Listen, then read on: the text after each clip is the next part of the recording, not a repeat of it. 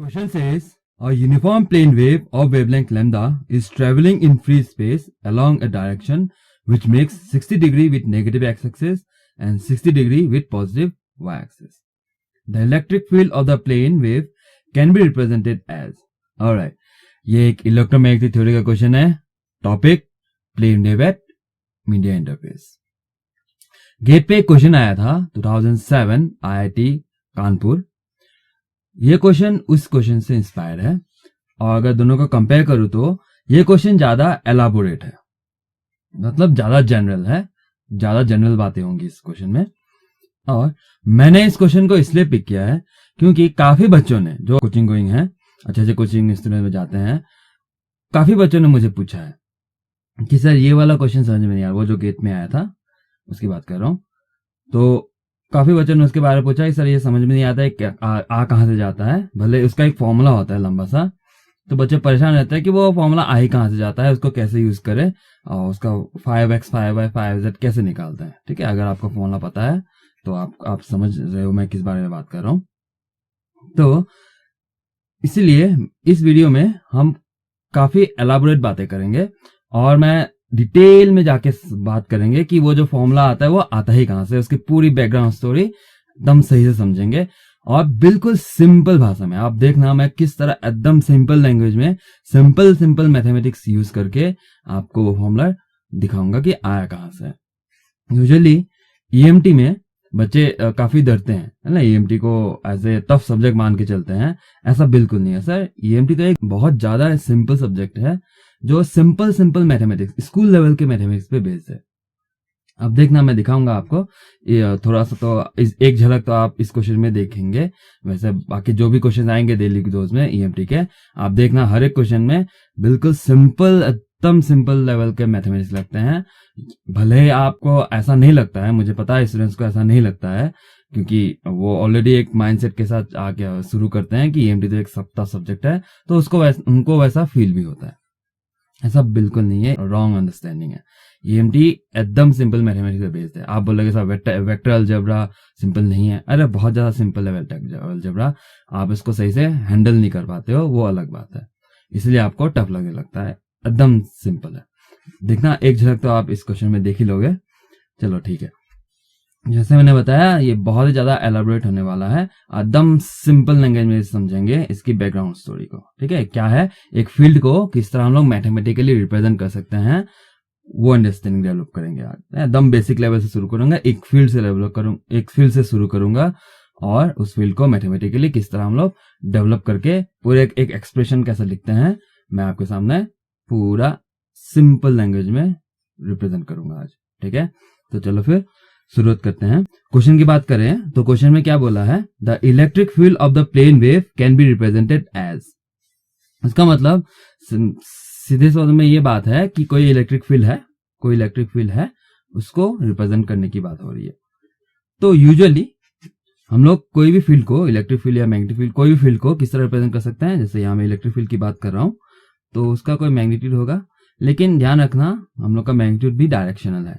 ठीक है, इसका मैंने वेक्टर लगाया, फिर एक्सपोनेंशियल -j बीटा l ऐसे लिखते हैं. फिर एक और फैक्टर आता है j⍵t. यूजुअली EMT जब स्टडी करते हैं बच्चे तो ये वाला फैक्टर सप्रेस रहता है, इसलिए ये वाला फैक्टर कॉमनली दिखता नहीं है, लेकिन हर बार सप्रेस करना जरूरी नहीं है. देखो यहाँ पे ऑप्शन देखो, ⍵t का फैक्टर आया है, तो ये वाला डिस्कशन में हम लोग इसको रखेंगे, इसको सप्रेस नहीं करेंगे. ठीक है, सप्रेस कर भी सकते हो क्योंकि वो एक ⍵t का फैक्टर बताता है, टाइम फैक्टर बताता है, तो उसको हम लोग सप्रेस करके आगे निकलता है. अगर आप सारी की बुक देखोगे तो पूरे बुक में उसको सप्रेस करके डिस्कशन किया गया है, लेकिन हम लोग को यहाँ में जरूरत नहीं उसको सप्रेस करने की, तो हम लोग सप्रेस नहीं करेंगे ना. सो अभी जो यहाँ में अगर मैं दोनों को कंबाइन कर दूं तो ये दिखेगा E ऐसे एक्सपोनेंशियल j कॉमन ले लिया ⍵t माइनस बीटा l, यही है ना. इसको अगर मैं कंपेयर करूं ऑलर फॉर्मेट में ये, तो सामने जो है ये मैग्नीट्यूड दिखाता है, राइट. उसका मतलब ये है कि हम लोग का मैग्नीट्यूड है, लेकिन मैंने जैसे बताया कि EMT में हम लोग का मैग्नीट्यूड डायरेक्शनल होगा. तो इसको अगर मैं XYZ कंपोनेंट्स में खोल दूं तो ये दिखेगा ऐसा, इलेक्ट्रिक फील्ड आ गया और ये E not X component A X cap X direction में, E not Y A Y cap Y direction में, और E not Z A Z Z direction में। ठीक है, तो ये होगा आपका मैग्नीट्यूड, फिर exponential J omega T minus beta L. Correct है। तो ये हो गया आपका एक्सप्रेशन एक इलेक्ट्रिक फील्ड का। करेक्ट। अगर आप ऑप्शन देखो तो सारे उसी तरह है, तो अगर कंपेयर करो तो सारे ऑप्शन में ये वाला पार्ट सेम है ना। इसको मतलब हमको इससे कोई दिक्कत नहीं है, यहाँ में कुछ फाइंड आउट नहीं करना। फिर यहाँ पे ओमेगा किक का फैक्टर भी वही है, इसका मतलब हमको बस बीटा एल निकालना है। करेक्ट, हमको बस बीटा एल निकालना है तो काम हो जाएगा। तो बीटा एल पता करो तो काम बन जाएगा। अब जैसे मैंने बताया पूरी डिटेलिंग करूंगा, बीच में पकड़ के शुरुआत नहीं करूंगा, एकदम स्टार्टिंग में जाऊंगा मैं। लेकिन फिलहाल के लिए हमको यह समझना जरूरी है कि बीटा एल होता क्या है। ठीक है, बीटा एल होता क्या है फाइंड आउट कर तो लेंगे, लेकिन ये है क्या वो तो पता करें। ठीक है, सो बीटा एल को यूजुअली अगर मैं किसी को पूछ दूं तो बच्चे बोलेंगे ये इलेक्ट्रिक लेंथ होता है। ठीक है, करेक्ट है, नाम सही है, लेकिन हमको इससे ज्यादा बेहतर जानने की नीड है कि बीटा एल रिप्रेजेंट क्या करता है। ठीक है, इसका नाम से मतलब नहीं, इसका रिप्रेजेंट क्या करता है वो समझना बहुत जरूरी है। ओके, चलो मैं बीटा से बात करता हूं। तो बीटा क्या है, तो एस पाई बाय लैम्डा, वो तो फॉर्मूला हो गया है। क्या वो क्या रिप्रेजेंट करता है, बीटा रिप्रेजेंट करता है चेंज इन फेज। किसका फेज, जिस फील्ड का वो बीटा है, पर unit length. Change in phase पर यूनिट लेंथ, ये होता है ना इसका डेफिनेशन। उसका मतलब क्या है कि अगर आपका फील्ड कोई एक डिस्टेंस से दूसरा, एक पोजीशन से दूसरा पोजीशन ट्रेवल कर रहा है और वो डिस्टेंस आपका एल है, तो आपका चेंज इन फेज कितना होगा उस डिस्टेंस को ट्रेवल करते वक्त। अगर बीटा गिवन है तो बीटा टाइम्स ऑफ एल ना, बीटा चेंज इन फेज पर यूनिट लेंथ, तो एल लेंथ ट्रेवल किया तो फेज चेंज कितना, beta times of L, as simple as that. ठीक है, तो इसको थोड़ा सा और समझने के लिए अगर मैं ऐसा बोल दूं कि कोई पॉइंट ए है जहां में मेरा फील्ड का फेज मान लो कोई वैल्यू 5, और वो ट्रेवलिंग वेव है तो ट्रेवल करके मान लो पॉइंट बी तक पहुंचा, और ये डिस्टेंस ये मेरा एल है, ये डिस्टेंस एल है। सो मेरा पॉइंट बी पे मेरा फेज कितना होगा, पॉइंट बी पे मेरा फेज होगा, ओरिजिनल फेज रहेगा, उसके साथ ऐड होगा कितना, beta times of L. L distance travel किया इसलिए बीटा टाइम्स ऑफ एल। ठीक है, तो पॉइंट बी पे आपका फेज 5 प्लस बीटा एल हो गया। तो अगर मैं बीटा एल क्या है बात करूं तो बीटा एल हो गया change in phase, beta L हो गया चेंज इन फेज। ठीक है, ये हो गया चेंज इन फेज। करेक्ट है, तो उसका मतलब ये है जो बीटा एल है तो सिंपली हमको चेंज इन फेज निकालना है। कब, जब वो वेव कोई डिस्टेंस एल ट्रेवल कर रहा होगा। करेक्ट, तो change in phase. L distance कितना होना चाहिए सर, कोई भी एल डिस्टेंस, कोई भी जनरल सा एल डिस्टेंस, आप यू नेम इट, लाइक कितना लंबा चाहिए आपको, आपको चेंज इन फेज पता चल जाएगा एज सुन एज आप बीटा के साथ उसको मल्टीप्लाई कर दोगे एल के साथ, वो डिस्टेंस कोई भी हो सकता है। ठीक है, तो हमको मतलब ये पता करना है कि अच्छा चेंज इन फेज कोई भी डिस्टेंस एल ट्रेवल करते वक्त मेरा जो इलेक्ट्रिक फील्ड जिसका डेटा यहाँ में गिवन है ना, इसका सपोर्टिंग डेटा यहाँ में ऊपर में गिवन है आपको, तो इस इलेक्ट्रिक फील्ड का चेंज इन फेज पता करना है, कितने डिस्टेंस, कोई भी डिस्टेंस एल ट्रेवल करते वक्त, या फिर एल बोलो डी बोलो। ठीक है, आप कोई नंबर नहीं लेंगे क्योंकि क्वेश्चन में तो कोई नंबर के बारे में बात नहीं करा, तो एल लेंगे डी लेंगे, कोई भी वेरिएबल लेंथ जिस जो लेंथ रिप्रेजेंट करेगा। ठीक है, तो ये बात होगी बेसिक अंडरस्टैंडिंग कि हमको चाहिए क्या। ठीक है, तो इसको मैं यहाँ अभी रख लेता हूं, वापस आके इसको मैं कनेक्ट करूंगा लास्ट पे। ठीक है, नाउ अब क्या करेंगे, अब करेंगे एकदम बेसिक से स्टार्ट, पूरा स्क्रैच से स्टार्ट।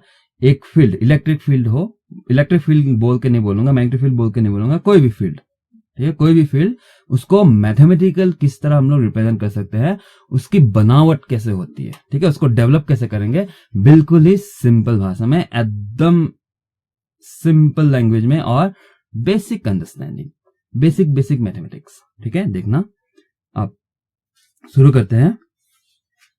मान लो कोई फील्ड है जो इस तरफ ट्रेवल कर रहा है, इस डायरेक्शन में ट्रेवल कर रहा है।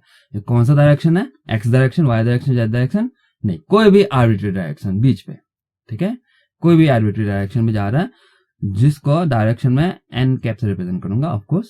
ठीक है, इसका एन कैप इसका यूनिट वेक्टर हो गया, जो उसको बस डायरेक्शन, उसका बस डायरेक्शन बता रहा है। करेक्ट है।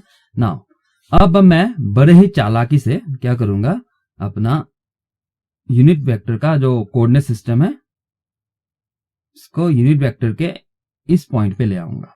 कोऑर्डिनेट सिस्टम का ओरिजिन मेरी मर्जी कहां भी लगाऊं, तो मैं यहां लगाया, राइट।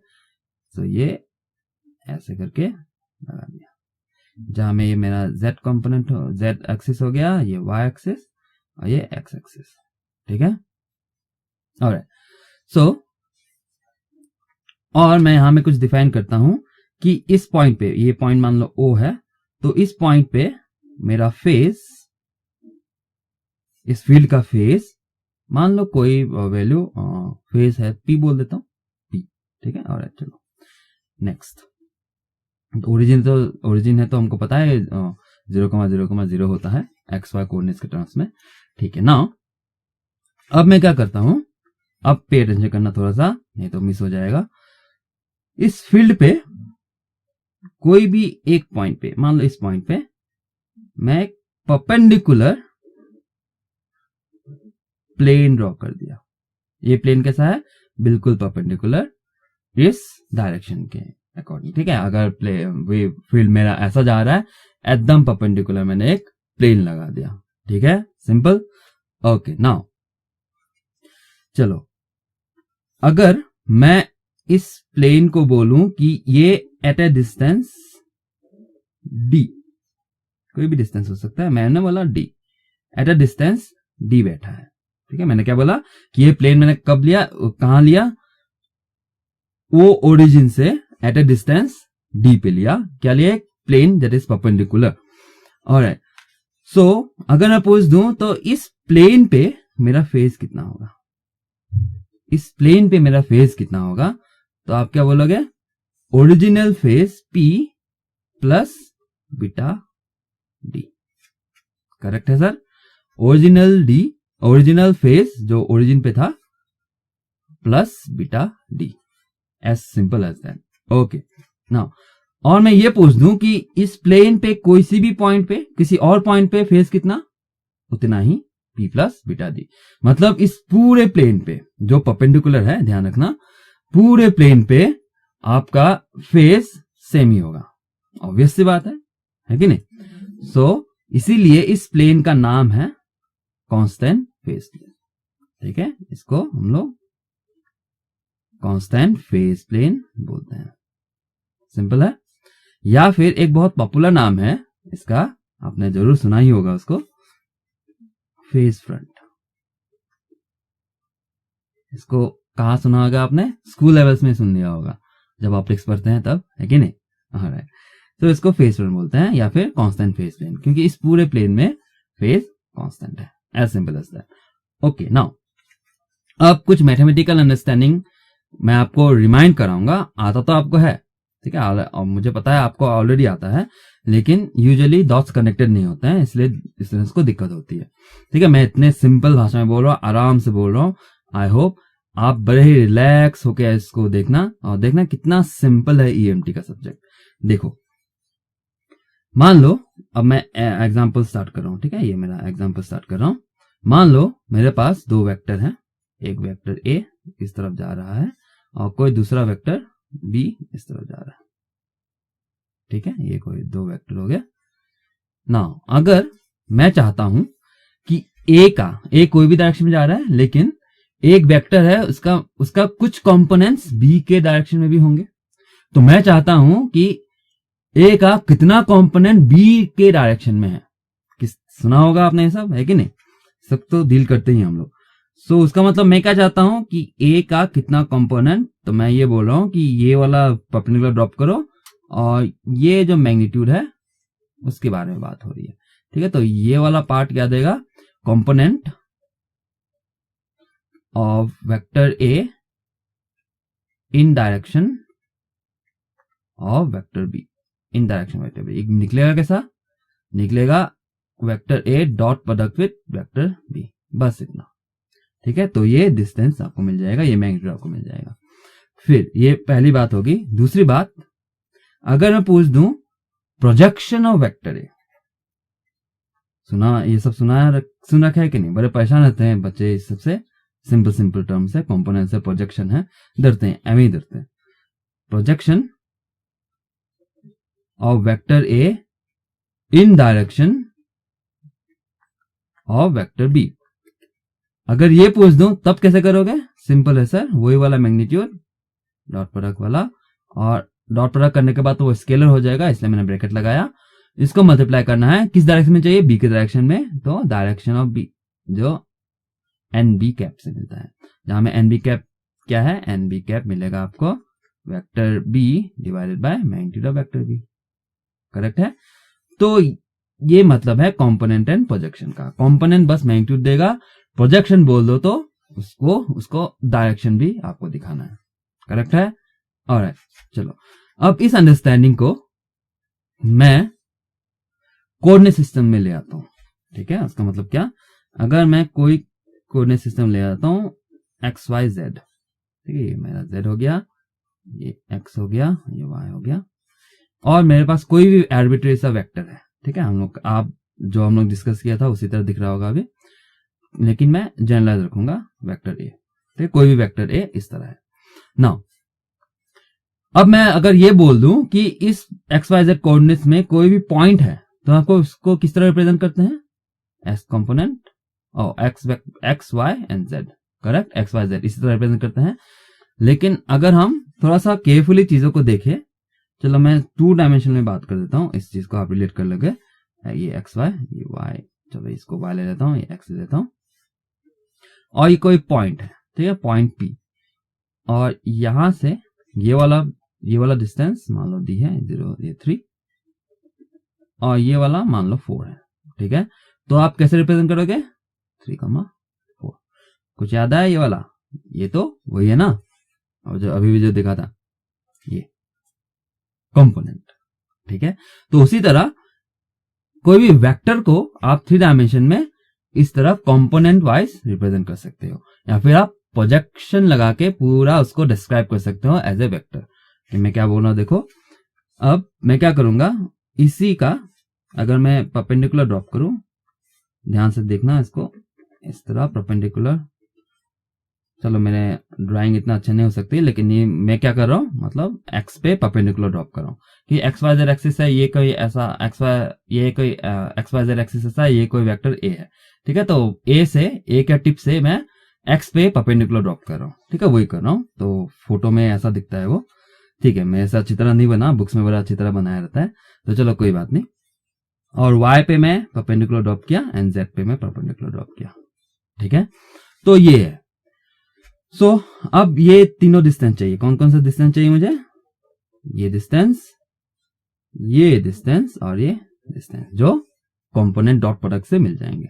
ठीक है, सो ये इस डिस्टेंस की बात कर देंगे तो कैसे मिलेगा? Vector A dot product with direction of x, direction. ठीक है, तो ये एक्स कैप। करेक्ट है, ये हो गया मेरा कंपोनेंट। अगर मैं प्रोजेक्शन बोलता तो इसी के साथ ए एक्स कैप मल्टीप्लाई हो जाता। करेक्ट, तो और ये वाला डिस्टेंस क्या है?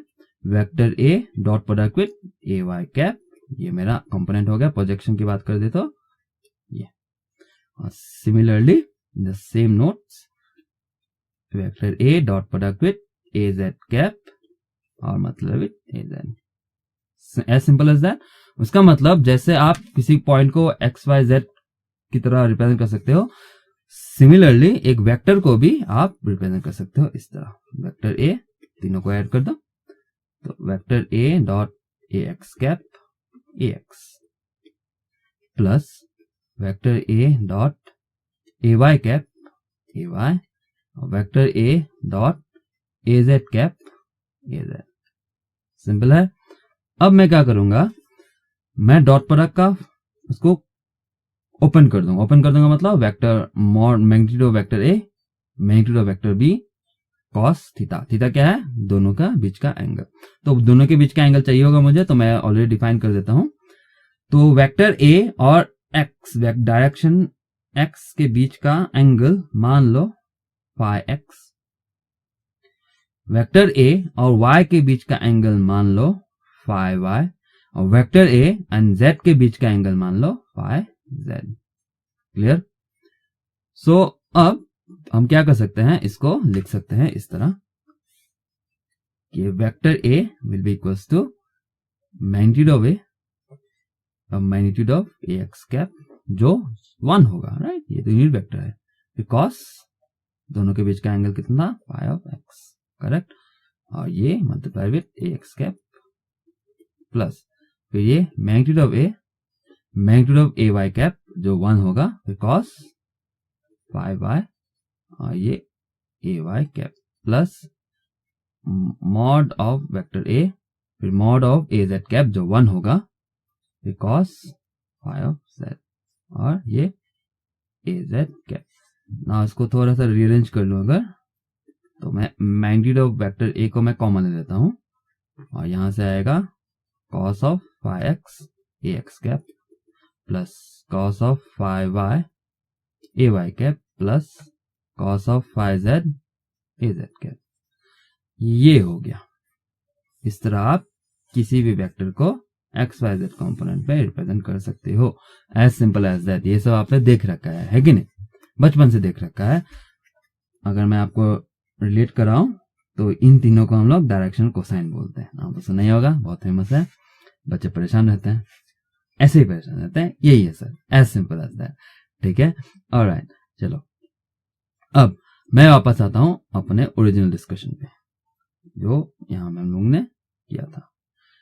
ठीक है, तो अभी अभी हमने देखा कि कोई भी वेक्टर को किस तरह हम लोग रिप्रेजेंट कर सकते हैं।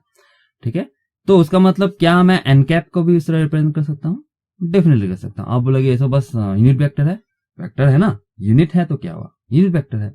वेक्टर को आप रिप्रेजेंट कर सकते हो, कोई टेंशन नहीं, करो। तो ये एक बार वापस से दिखा देता हूं, देख लो कैसा है। ये देखो मैग्नीट्यूड सामने है, उसके बाद cos x cos phi X cos phi Y cos phi Z X A Y A Z cap के साथ।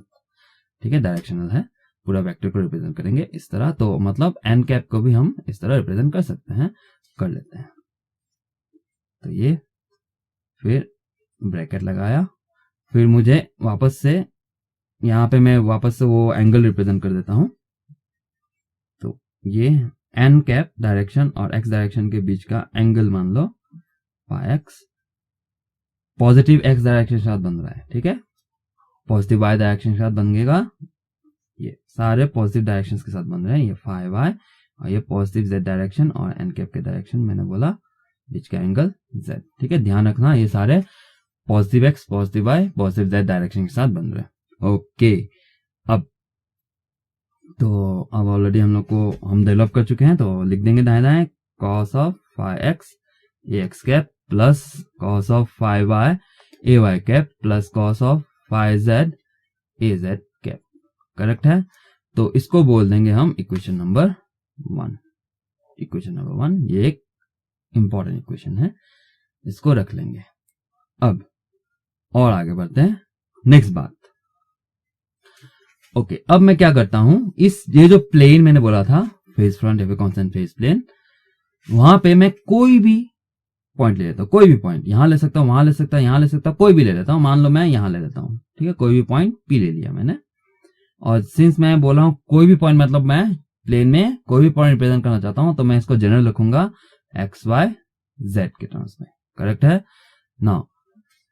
तो अब ये वेक्टर ओरिजिन से मैं अगर एक वेक्टर ड्रॉ कर दूं तो मैं इस तरह रिप्रेजेंट कर सकता हूं, वेक्टर ओपी। करेक्ट, तो वेक्टर ओपी में अगर यहां पे रिप्रेजेंट कर दूं इस तरह, तो कैसे दिखेंगे, हमको सबको पता है एक्स ए एक्स कैप लिखते हैं इसको, Y A Y cap plus Z A Z cap. Correct है, जिसको वेक्टर कैलकुलस में बड़े ही कॉमनली यूज होता है, और उसको हम लोग आर से रिप्रेजेंट करते हैं और नाम क्या इसका रखते हैं, पोजीशन वेक्टर, कोई भी position X Y Z, generalized. Okay, now अब इस बात को ध्यान से सुनना, नहीं तो मिस हो जाएगा मेन पॉइंट। मैं क्या बोला कि अगर मैं चाहता हूं कि वेक्टर ओपी का component in the direction of N cap, vector OP का component in the direction of N cap अगर चाहता हूं तो मुझे क्या करना होगा, देखा जैसे मैंने यहां पे बोला था, ये रहा वेक्टर ए का कंपोनेंट बी के डायरेक्शन में चाहिए, तो ये मिलेगा। मतलब कैसे मिलेगा, यहां से ये परपेंडिकुलर ड्रॉप करो, यहां से परपेंडिकुलर ड्रॉप करो बी पे, ए का कंपोनेंट बी पे चाहिए तो ए से बी तक परपेंडिकुलर ड्रॉप करो, करेक्ट। तो उसी तरह यहां भी होगा। तो वेक्टर ओपी का कंपोनेंट एन कैप के डायरेक्शन में चाहिए तो ओपी से एन कैप के पे एक परपेंडिकुलर ड्रॉप करो। तो कहां ड्रॉप होगा, या वापस से याद दिलाता हूं आपको, ये प्लेन कैसा है, एकदम perpendicular to the direction of N cap है, करेक्ट। सो ओपी से आप एन कैप के डायरेक्शन में अगर कोई भी परपेंडिकुलर ड्रॉप करोगे तो ऑब्वियसली यहां आएगा, राइट, ऑब्वियसली यहां आएगा, करेक्ट है, क्योंकि एन कैप तो यहां है, तो ऑब्वियसली यहां आएगा। वो डिस्टेंस क्या, डी है कि नहीं, वो डिस्टेंस क्या दी। सिमिलरली अगर मैं कोई और पॉइंट ले लेता, मान लो क्यू, ठीक है, कोई और पॉइंट ले लेता, मान लो क्यू, और वेक्टर ओ क्यू आ जाता उस वक्त।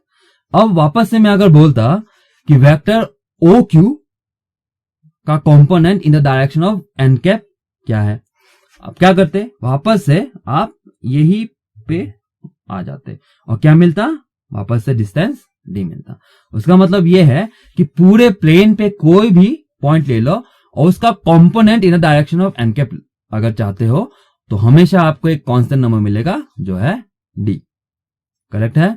चलो, सो इस बात को हम लोग मैथमेटिकली लिख लेते हैं कि मैंने क्या बोला, वेक्टर ओपी का component in the direction of N cap. ये करोगे इस तरह करते हैं कि नहीं, देखो यहां में किया था मैंने, ये रहा, करेक्ट, ओके। तो इस तरह करते हैं तो मिलेगा क्या, डी, हमेशा ये कांस्टेंट होगा हमेशा। वैसे मैंने ऑलरेडी बोल दिया है कि पी कोई भी पॉइंट होगा उस प्लेन पे। सो ये जनरलाइज है जो कांस्टेंट है, ठीक है, हमेशा डी मिलेगा आपको। चलो अब OP dot N cap, OP ये रहा, एन कैप उसके ऊपर वो रहा, और मैग्नीट्यूड ऑफ एन कैप क्या है सर, ये 1 है, right, magnitude of N cap 1 है। चलो मैं इसको पास ले आता हूं, चलो ये ठीक है। तो ये एन कैप हो गया आपका, ये वेक्टर ओपी हो गया। तो दोनों का डॉट प्रोडक्ट क्या होगा, बस दोनों को डॉट प्रोडक्ट करो, X cos phi X plus Y cos phi Y plus Z cos phi Z, dot product ऐसा ही होता है। तो आपको मिल गया ये X cos phi X plus Y cos phi Y plus Z cos phi Z, ठीक है, ये मिलेगा, this is equals to D, ठीक है। अब मैं आपको रिमाइंड कराता हूं, हम ढूंढ क्या रहे थे, शुरुआत में मैंने बोल दिया था कि हम लोग को चाहिए क्या, ये चाहिए बीएल चाहिए, बीएल की जगह मैं डी भी बोल सकता हूं, जैसे यहां में मैंने डी बोला है, मतलब बी टाइम्स ऑफ डी चाहिए, या फिर बेसिक सेंस में बोलो तो चेंज इन फेज चाहिए, है कि नहीं, चेंज इन फेज चाहिए। कैसे मिलेगा, distance travel multiply with beta. तो डी मिल चुका है, डिस्टेंस ट्रेवल डी मिल चुका है, तो आप बस अभी मल्टीप्लाई करो किसके साथ, बीटा के साथ। So therefore change in phase कैसे मिलेगा, बीटा टाइम्स ऑफ डी, ठीक है। तो आपको आ गया है ये, इसको बस बीटा से मल्टीप्लाई कर दो, beta X cos phi X plus beta Y cos phi Y plus beta Z cos phi Z, ठीक है। तो ये आपका बीटा दी है, एज सिंपल एज दैट, काम हो चुका है, खत्म, ठीक है, काम खत्म हो चुका है। अब क्या करेंगे, बस वही पुट कर दोगे जो जनरल इक्वेशन मैंने लिखा था शुरुआत में ही इलेक्ट्रिक फील्ड का। यहाँ पे बीटा एल की जगह बीटा डी है, कोई फर्क नहीं पड़ता सर, डी है एल है क्या फर्क पड़ता है, वो तो सब वेरिएबल है। तो बीटा डी में जो एक्सप्रेशन है यहाँ पे पुट कर दो, काम खत्म, करेक्ट, ओके। चलो एज सिंपल एज दैट, मैंने बोला था ना बिल्कुल सिंपल लैंग्वेज में बात करेंगे, क्योंकि ईएमटी है ही इतना सिंपल, क्या कर सकते हैं हम, है कि नहीं? है ही इतना सिंपल। इसको कॉम्प्लिकेट, जबरदस्ती कॉम्प्लिकेट करके आपके सामने रिप्रेजेंट करने का क्या मतलब है मुझे? ठीक है, सिंपल है तो सिंपल ही दिखेगा ना। सिंपल आपको बहुत ज्यादा सिंपल दिख रहा है। अभी तक आप मुझे डेली रोज फॉलो कर रहे होगे अगर, तो आपने देखा होगा